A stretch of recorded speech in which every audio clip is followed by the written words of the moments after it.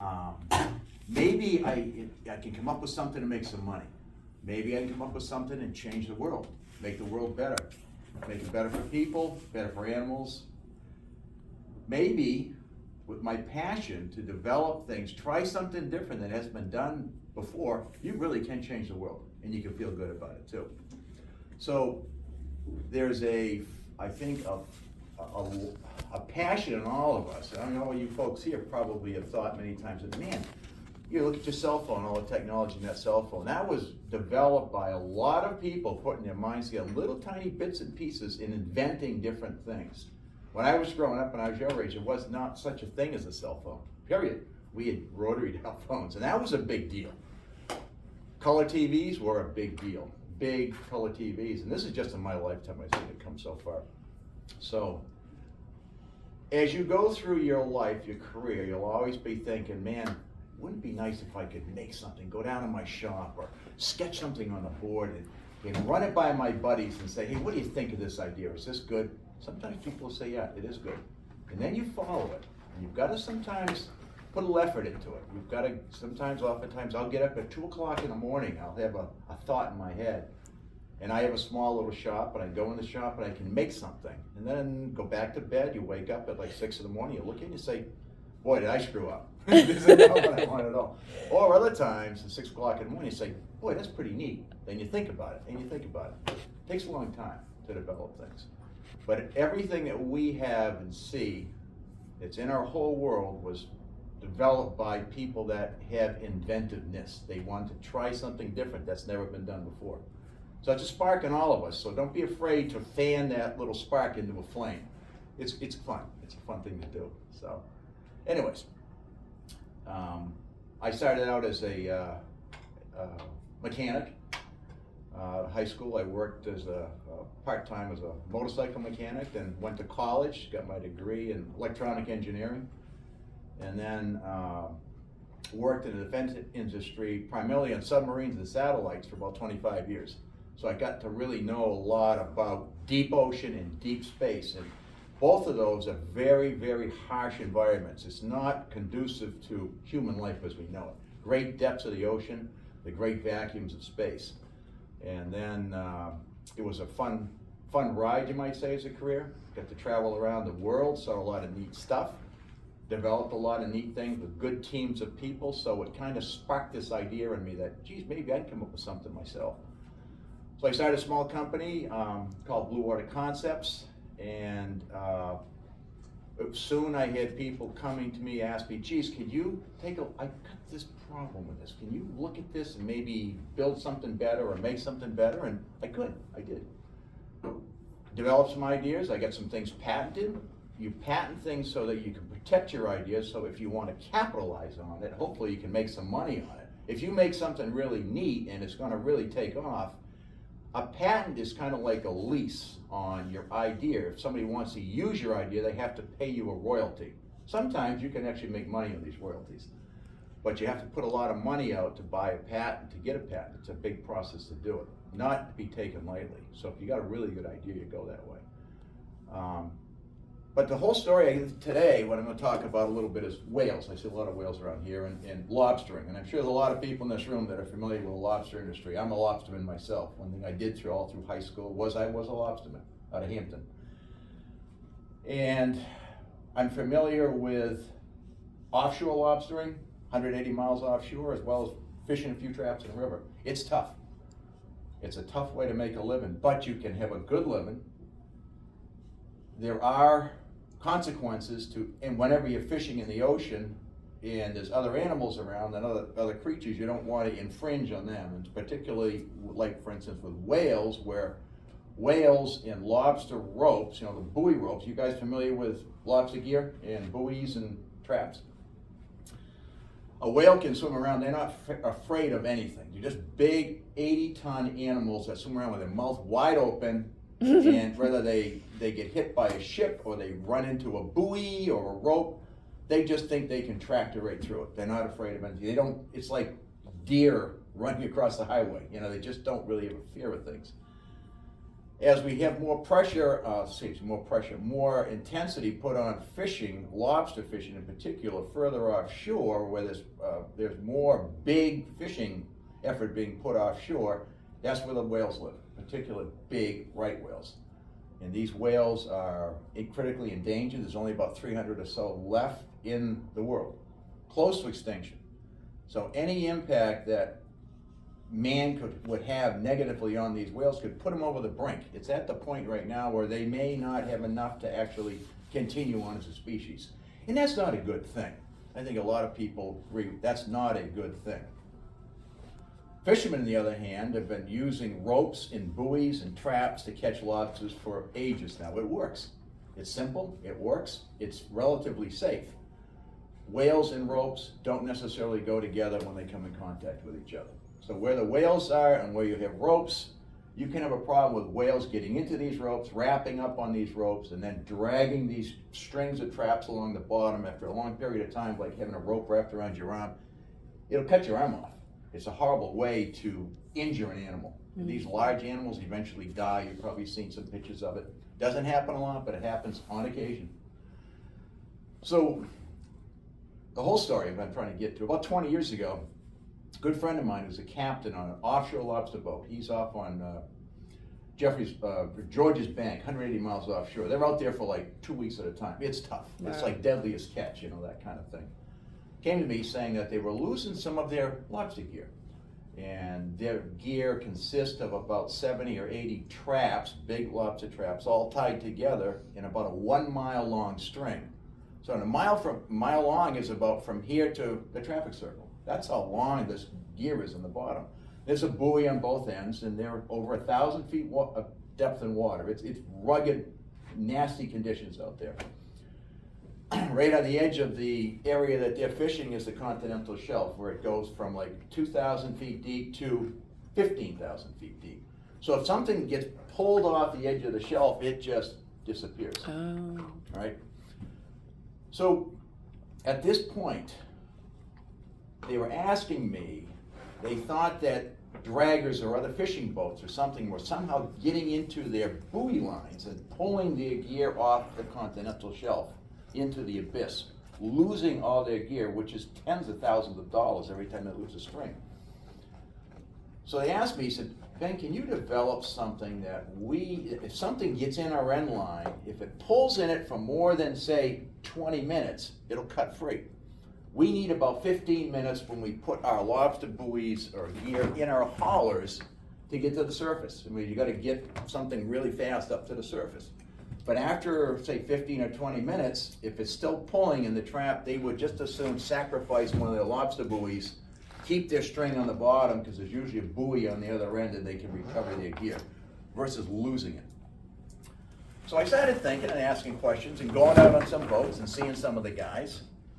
Ask some basic questions is, how long do you really need to pull and how hard do you have to pull on your rope? So this is what is floating on the surface. This is one of my own test units I use in the river here, between here and the Isle of Shoals. I fish it. This will be in the water probably in 2 weeks from now. This is my buoy line, relatively short one. This is a sample. These lines right here can be from this size up to 1 inch in diameter for the Canadian crab fisheries, very big. Some of these buoy lines are capable of holding over 10,000 pounds of load. That would be like picking up 2 cars or 2 pickup trucks. That's how strong the gear has to be. And the other end of these would be the lobster trap at the very bottom. And the traps are like the anchor. So if something gets into this buoy, picks up the buoy, starts dragging, what's it going to do? It's going to drag this trap around, if it can. A lot of these traps on the bottom have anchors on them, these big strings. They pull very, very hard. Oftentimes a rope can actually break if you can put enough force into it. So they needed something that would say, okay, if something gets in my buoy line and it starts pulling on it for a period of time, I'd rather just have it cut free, lose the buoy, keep my traps on the bottom. So we started thinking about it. And I got an idea from, door closers, the old-fashioned door closer, like in a screen door. You open it and you can turn the little screw and it goes, and it'll close slowly. They needed something like that, something that you could set some time. But something that would also take full strength of the rope. When these guys pull their gear up, they need to have actually full strength, and this particular rope's good for about 3,000 pounds of pull, for like 10, 15 minutes, 5 minutes, 10 minutes, 20 minutes to be able to hold the rope without cutting the rope. These have a hydraulic cylinder built deep down inside them and a blade which is located down in this end here. It's like a titanium razor blade. So that these two halves, if you pull on it, it's called a bite loop. As you pull on these two ropes, it makes these two halves want to come together slowly. And there's a hydraulic dampener in there. So if a fisherman pulls on this too long, actually over a certain threshold, it'll cut the rope free. So at about the same period of time, this is about the year 2000, there were some issues with whales getting wrapped up in gear. In particular, getting on buoy lines, and they have pictures of right whales with buoys wrapped around them on one end, and the other end, of course, a whole string of traps. And a lot of these whales at this point in year 2000, for some reason, had come into where a lot of the lobster guys were fishing certain areas, and there was a lot of right whales that were wrapped up with gear, both in the US and Canada. And after a period of time, a lot of these whales died. So by developing a release device for something that we thought would be used for draggers pulling gear off the continental shelf, National Marine Fisheries got wind of what I was doing, which is a part of the government. National Marine Fisheries regulates a lot of the lobster, and said, hey Ben, would that work for a whale? If a whale got in the line and was pulling, would he cut free from the buoy? We said, sure, let's give it a try. So we tested it. We actually have a baleen from a whale. They have their mouths are different than normal animals in that they have these looks like big bristles. It's kind of like brush, and that's what they suck all the little tiny plankton. And the largest animals on earth live on some of the tiniest food. Yeah. And they get these ropes into their mouths and they're swimming along, and then it has to pull through. It's kind of like dental floss going through your teeth. They'll slide along, and then it comes to the buoy, and now the whale is kind of fetched up. They start dragging against the bottom gear, and it hurts. And they roll, they thrash around, and if they keep dragging this gear, they wrap up more and more on the rope, and after a period of time, they're really critically entangled. They don't have hands. They can't get themselves unentangled. So we did a lot of testing with the government, and at that point, there was some move on to shut down the lobster fishery until the solution came up with how do we make these ropes safe for whales, or do we have to get rid of ropes? So a lot of people were saying, well, geez, it's too bad for the lobstermen. They're outnumbered. There's a lot of people that want to save the whales. There's not many people that really care about lobsters. I'm talking about the whole country. A lot of people would say, save the whales. I don't care about eating lobster. I saw this front and center. So now I'm saying, okay, if I can come up with a solution that can keep fishermen fishing and keep the whales swimming, we've really got something.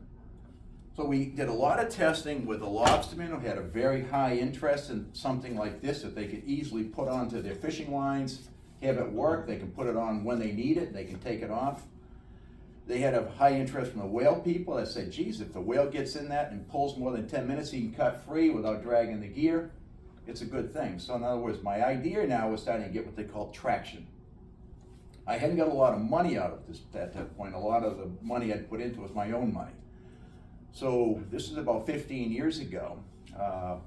And about 15, 16 years ago, the problem with whale entanglements seemed to go away, mysteriously. We weren't seeing whales get wrapped up in rope anymore. So this whole idea just kind of got shelved for about 15 years, until 3 years ago, when I happened to be up at the Maine Fishermen's Forum at the Samoset Inn in Rockland in the spring. And some of my friends at the Maine Department of Marine Resources and National Marine Fisheries, as well as some lobstermen, said, hey Ben, do you still have that time tension line cutter of yours? Time tension line cutter meaning timed tension of the rope line cutter. And I said, yeah, I do.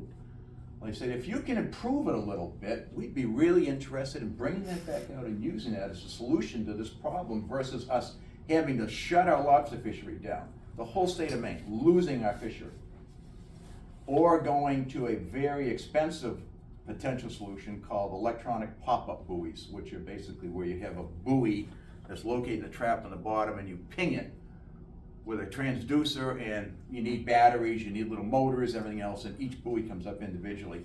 They work sometimes, but they're very expensive. So if there was something in the middle of the road that could be put on that would last for 10 years, doesn't have any batteries in it, and every time a whale gets in, it'll cut free, it got traction. So then we expanded on a little bit more. The Canadians and the Canadian fisheries, which is about 20 times, 50 times bigger than the U.S. lobster fishery. You've seen Deadliest Catch. The crab, it's pretty intense fishing. They have a same kind of fishery on the eastern seaboard called the snow crab fishery. There's about 50,000 of these crab pots with buoys that go out seasonally in the Gulf of St. Lawrence, around Newfoundland, in pretty tough conditions, where they catch these snow crabs, and it's a big, huge market. They're very, very profitable. But they've had a lot of right whales moving into these areas because of the ocean warming. As the ocean warms up, a lot of the plankton that in particular right whales eat have migrated further north. So now, in the last 5 years, 10 years, these whales that live off the US coast in the wintertime move up to Canada with their mouths wide open, feeding right when they have all of these crab pots in the water. About 3 years ago, 17 right whales died from rope entanglements. It really shook the Canadians up. So, wow. We started working a little bit more with our friends in Canada, and they have funded future developments of this time tension line cutter. This one has a collar on the outside of it. But these are much larger units. Typically speaking, this is the size rope we use on these things. This rope is good for about over 10,000 pounds of pull. It's pretty heavy duty stuff. You can always pick up full-size pickup truck with it. Each one of these ropes is tied from a surface buoy down to a big crab trap. So once again, if a whale gets in a rope this size, he's not gonna break it free. It's huge, heavy duty rope. These whales have been picking up some of this crab gear, and they've been finding the whales dragging the crab gear down off the Carolinas, which they go all the way down past New England, close to Florida with the crab gear on them, if they find them alive. Oftentimes they find them dead with these crab traps below them. So the Canadians desperately need something that would cut the whales free. So I'll cut right to the chase. We improved this design a whole bunch, as you can see right here. Made these very rugged, very big hydraulic cylinder inside here, big blade.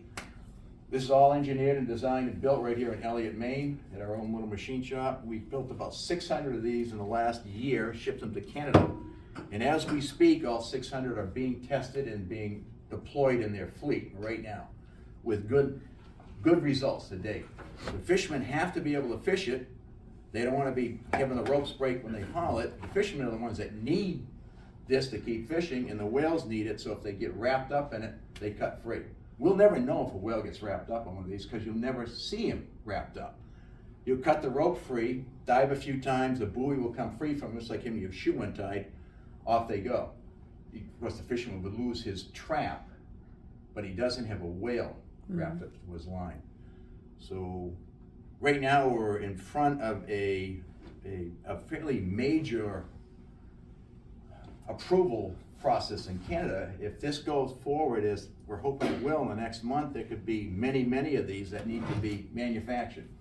I mean, thousands and thousands of these things. So this is something that evolved over the last 20 years. It's been invented by me. There's some neat stuff inside here. It's all hydraulics, no electronics. I get away from the electronics for them to see. And it's got some big potential. So that's where we stand with it.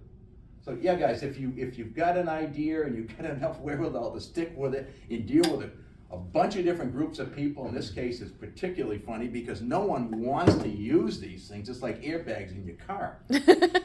Who wants an airbag? Yeah. But it'll save your life if you need it. And what drove the airbags forward was the insurance companies. The insurance companies first had, when I was a kid growing up, seatbelts were non-existent. Who had a seatbelt? You know, without a seatbelt, you get a car accident, you get hurt. Put seatbelts in. They figured, okay, put airbags in a car and you can have a pretty good accident and probably survive, maybe even walk away. So this is like seatbelts and airbags for whales. You still got the same fishery. You're still catching lobster in the old-fashioned way, but you're making your rope safe for the whales. That's what drives this whole thing. Yeah, that's a need. So I know I kind of ramble a little bit there, but go ahead. Yeah. No, I was stretching. He's stretching. Okay. We do have questions though. Joni, go ahead. You get us started. Yeah. Sorry, go ahead. When did you patent it? Because you mentioned that, but It's interesting. I actually had 2 sets of patents on this. I put a set of patents on this, and you can pull up, if you punch my name in and patent, you'll see it's kind of, patents are funny. I should have brought one into it, they're kind of neat. The first patent I put on this was in 2004. That expired because we thought that this wasn't gonna go anywhere. The whole issue seemed to go away for a number of years. It came back about 3 years ago. We changed the design, and then I had to patent over my old patent. In other words, I had to come up with neater things, actually almost like fighting myself for a new patent. So I have a new patent on this design right here for both the United States and Canada. So if somebody in either one of these countries wants to start building these and sell them commercially, trying to knock it off, they would have to pay a royalty, or at least, you know, I'd have to get something coming back from it. It's only as good as you can enforce it. You have to When be did you repatent it? I repatented this, the patent was issued in the US in February of this year, and the Canadian Oh, patent wow. will be issued probably within 6 weeks. Wow. But once you start the patent process, it's called patent pending, you have a protection point. In other words, you have basically staked out your claim, and usually a patent can take a year, sometimes more than a year, to get from the time you file it to the time you actually get the patent. And a lot of times, if you're trying to patent this already, something that's been patented before, you can't get it. You need to be able to patent something that's novel, something that's unique. That's the trick. And they're not cheap, they're expensive for a patent. Good So question. there's so I have 2 series of patents on it, one from way back when, and then a fresh set of patents too. Yeah, I'm hoping I made the right choice. It's, you know, not throwing good money after bad. We'll see. How many guys in here have been out lobster boats? Okay, you know what's out there. You've probably seen a few whales out there. Yeah, I have. I've seen a couple entangled close to the shore, and it's not a good thing. So it amazes me that more whales don't get entangled, and the ones that do get entangled seem to either one of 2 things: they get out of it, or they have, you know, dire consequences. It's not a good thing. Yeah. In the U.S. right now, it's all kind of this technology and all of the whale safety gear has kind of come to a stall. The environmentalists or the conservation groups that are really pushing to shut down the lobster fishery have kind of gone too far. They pushed the Maine Lobstermen Association and the Maine delegations using bad science, saying that there's too many whales dying out there, and you know, you're gonna shut the fishery right down for a period of time, and we don't care if you guys go out of business or not, we gotta save the whales. It went too far. It was founded on bad science, and luckily our politicians in this country, or in this state, got together and said enough's enough, and they put basically about a 5-year hold on advancing technology and or closures which would just devastate our lobster industry. But in 5 years from now, it's gonna come roaring back with a vengeance. In the meanwhile, the Canadians are getting their act together using things like this.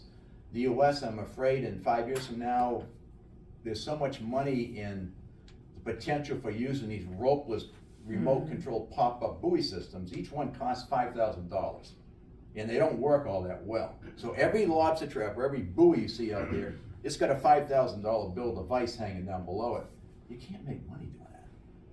It's just prohibitively expensive. But you can see why industry now is saying, boy, if we start making thousands of these pop-up systems at $5,000 a pop, that's a lot of money for us. So they're lobbying. They're lobbying the National Marine Fisheries, saying we want to push our technology ahead. The fishermen know it would pretty much devastate them. Cost of putting this gear in, unneeded, would be prohibitive. So we'll be seeing with that right now. Yeah. You said something about, like, only within the last 3-4 years, they suddenly were interested in getting these things attached to their lines, these like pressure cutter things that you made here. Right. What do you think was what spurred that? Like, so you said, like, what was causing them to be interested in now putting it on their ropes or their lines or their buoys? There was a study done, an accuracy study on whales that had died and whales that had survived different entanglements. And it was a well-done study. Every time they get a whale that's got rope on it, they try to disentangle it, see a dead whale, they'll see the size rope. So the guys at New England Aquarium, the PhDs and whatnot, pretty good biologists, said that, you know, typically speaking, if the rope is stronger than 1,700 pounds, close to a ton of tension, the whale can't break the rope. I mean, these whales get in and they'll start thrashing around, but 1,700 pounds, they can't break free. So if it's 1,700 pounds or less, that's how strong your rope is, the whale can break free from the gear and swim off. That's what they figured. So they set a threshold of 1,700 pounds. If a whale can pull more than 1,700 pounds on a big rope like this, he'll never get free, but if it's a small rope, he'll break free. So as an interim, for a lot of the guys that are fishing like out of Kittery and locally here, where we're running 5 or 10 lobster traps in a string, they can get by with what they call weak links, which is basically a little plastic ring or a weak part of the rope, so if a whale gets in it, he can break free. But it gives them enough strength to haul their gear up. Most of the inshore boats here, like, I don't know if you know Eddie Foy and some of the boats that work right around this area here, can get by just fine on using weak links. These devices are intended for issues where a 1,700 pound is just not practical, like the big red boats you see, the Shaftmaster boats that are fishing way offshore, where when they go to pull their gear, they're immediately pulling 3,000 or 4,000 pounds on these ropes. And the 1,700 pound leak would just break immediately, dangerously too. When a link breaks, it can break in your face. And I don't know if you ever had a rope break near your body or your face, it comes flying, it's dangerous. So that's the move, I think, right now, is the weak links in the US have already been applied for the inshore fishery. It's our offshore fisheries, the big fisheries, and then most of the Canadian fisheries that have got the dilemma of needing something that will withstand these high loads. Because these units, this unit will cut at 800 pounds. If you keep 800 pounds of tension on it, it will cut. And our smaller unit will cut at 300 pounds, which is good for little baby whales, smaller animals, different types of whales. It's not only the right whales that get wrapped up out there. Mm-hmm. So we've set our thresholds very low, but you've got to give it like 10 minutes, 15 minutes, then they cut free. The trick is, how long can a whale stay entangled in rope, thrashing around before it really hurts them? We want to get them out of the water, get the rope off them very quickly, but you need to get fishermen enough time to get their gear up safely, or else it's not practical. So it's a time factor, all of these. Yeah. Brady, what do you have for a question? Yeah. Is this the most prominent invention that you've invented? No.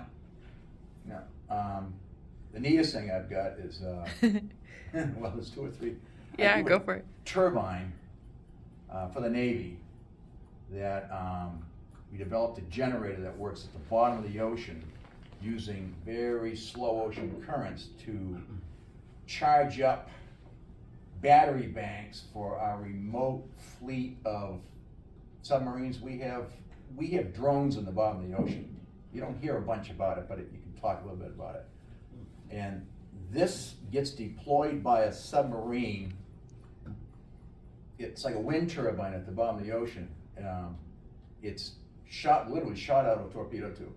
Opens up, goes to the bottom, and starts generating power, charging up batteries. It's called the PUP system, Persistent Undersea Power Source. And it's allowing now all of these robots, or a swarm of drones in the ocean, to come into them, charge your batteries up, and then swim on. So that's pretty cool stuff. And can't talk a whole bunch more about it, but you'll be seeing it's a little bit out there. Yeah. Then did a lot of fiber optics for satellites back in the day. Golly, that little the generator is pretty neat. That's kind of fun. Yeah. Yeah, and you do something at UNH, no? You did with the wind?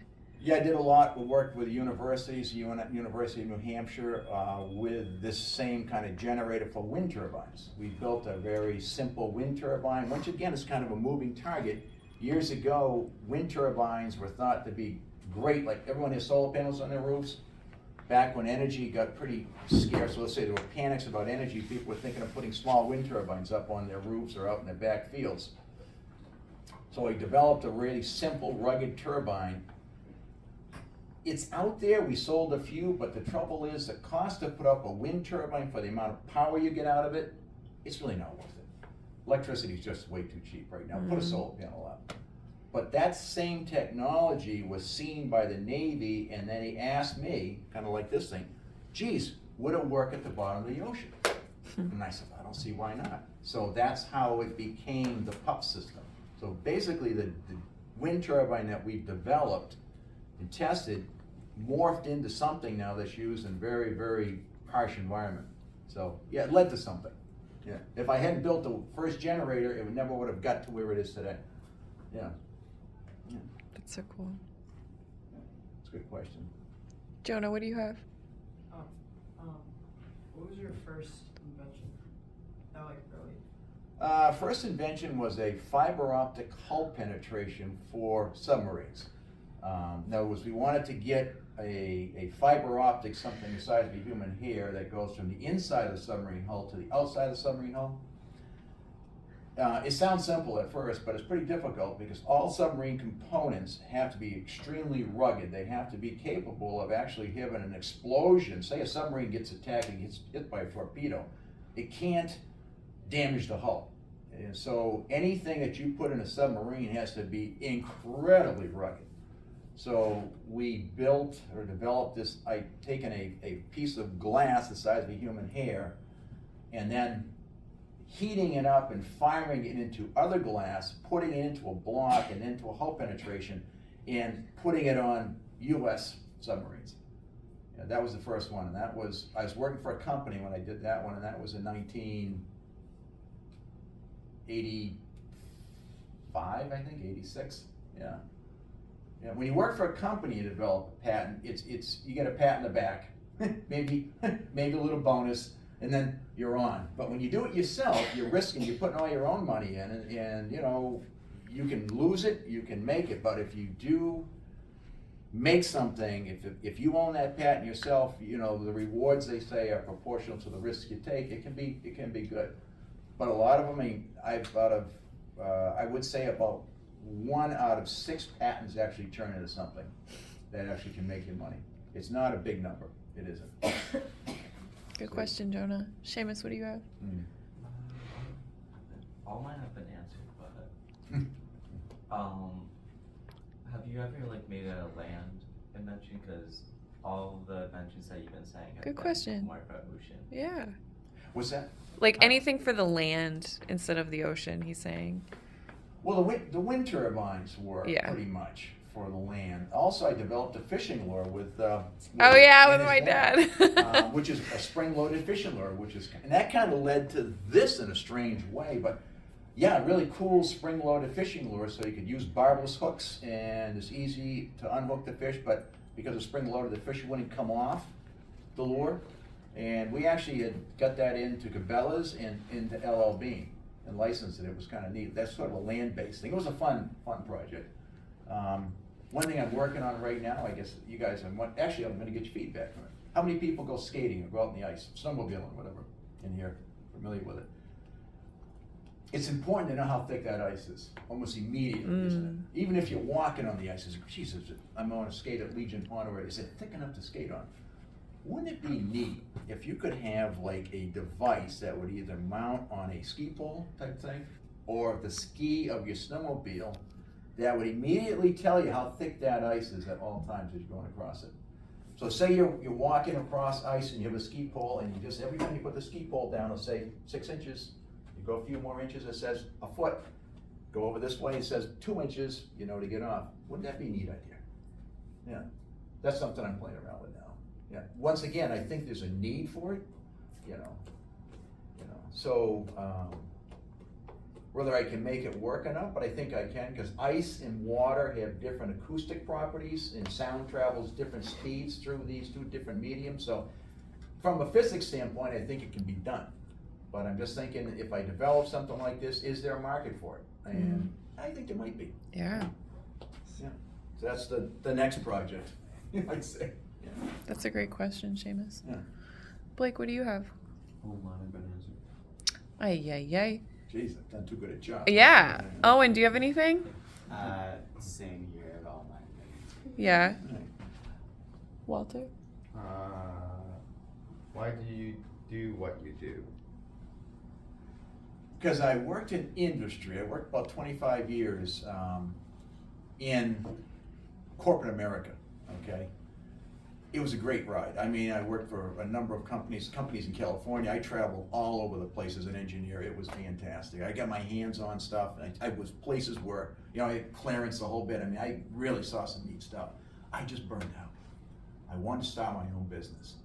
And so as a result of that, I actually got into the excavation business. I had some big bulldozers and excavators. We did the golf courses around here. We had some really big, fun stuff. Talk about a big sandbox.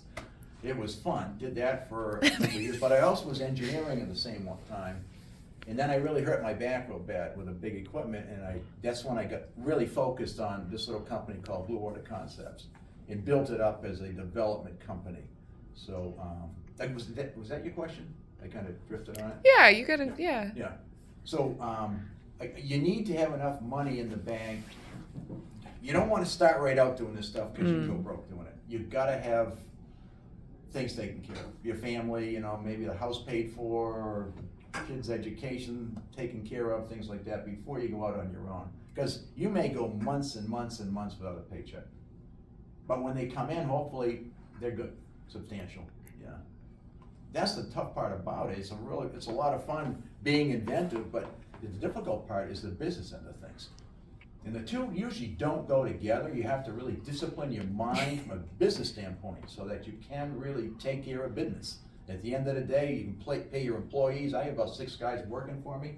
Wow. You know, every Friday I got to write checks out, and they got to be good checks. And so my job is not only developing new ideas, but getting money coming in, making sure results are good, taking care of the whole running of a business, which is it's complex, but it's fun. It's fun. I do it myself. You know. It's amazing. Yeah. Of all of your years of experience in this field of like the ocean and with like outer space stuff, what would you say is your best piece of advice to give like us when it comes to working with other people in engineering and STEM, any of those things? I know that's like a Well, I big give about question. 3 different things. Number 1, don't be afraid to get your hands dirty. Don't worry about all the computer stuff. You don't do all the computer does, it's a tool that helps you refine things. Use your mind, get your hands dirty. Work for a job that you like working for. Have a in other words, you want to go to work every day because, geez, I want to make something better on this, and I got a good team I work with. As an engineer, you don't want, well, I'm speaking for myself, you don't want to be stuck in a little cubicle where you're just a row of engineers cranking out one little design and one little screw for your whole life. That's tough. Don't be afraid to take some risks, get out, do some traveling. You may be, say, an electronic engineer, which I am, but most everything I do now is mechanical and deep ocean.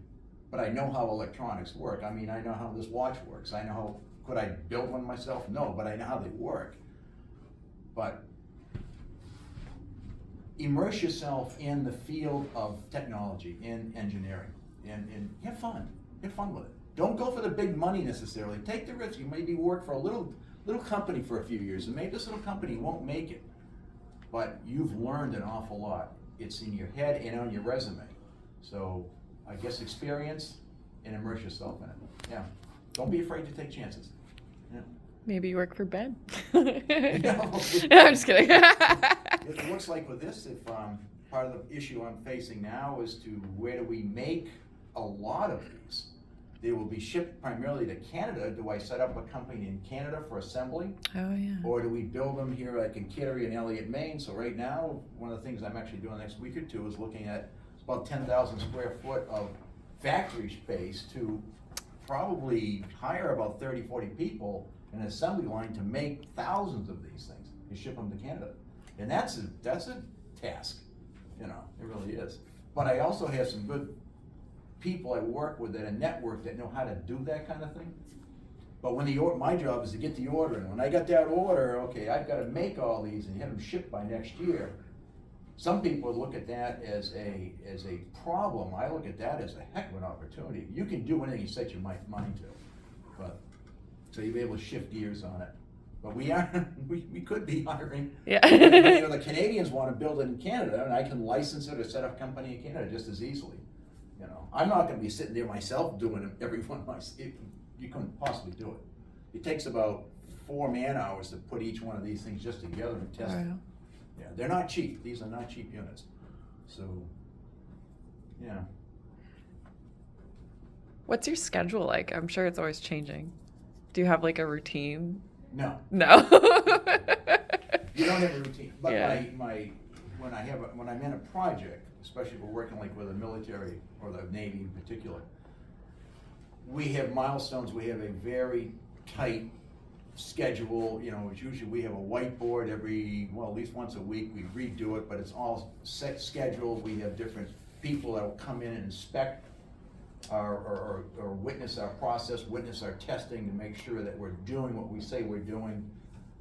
We are staying on schedule, we're getting the products built and done right. Especially when we're working with the military, you have a very high degree of specifications on all the materials you use. They gotta be certified. If they're going on a submarine, you know, that's why things are very expensive that go on a sub. Every piece of metal that's used to fabricate something has to be certified, for instance. And you need all that paperwork to track it down through. And that's a real issue. Once again, I like to freelance things, and I build things on my lathe and my machine shop myself. I'll go out at 3 o'clock and want to build something, and my guys next day will come in and give me a hard time. You just messed this all up, you know. But that's my job. And sometimes I'll have something that works good, other times it won't. But we do have right now I'm working on 2 different projects. I'll be going to Canada next week to be out on a couple crab boats to see how these things are being fished. And this is actually one of the places I'll be going is probably Newfoundland, that's halfway to England, Europe. I mean, that is out there. I don't know if you know where Newfoundland is in the map. I didn't realize I started looking. It's way up there. You have to take a ferry to get there. So I'll be in the North Atlantic in a couple of weeks testing these things. That's about the only thing I really have right close in, that's for sure. That's so cool. And I'm getting older, it's like I'd like to start spooling things down a little bit, but I'll keep going as long as I can, you know. Been a good ride, it has. You guys are just starting out, the world's your oyster, as they say, or whatever, yeah, go for it. How many people here want to go into engineering, technical fields? Let me see. Loud and proud, come on. Yeah, put it there, that's good. That's good. Which way you leaning? Electronics, mechanics, what? Probably mechanics. Yeah, mechanical engineering, yeah. It's good. Be ready, it's tough. It's tough. The schooling, you know, if you go to college, you've got to really pay attention. It's tough. I had a hard time with the math. Math is tough. It's abstract for me, but you got to get through it. Yeah. Did your dad inspire you?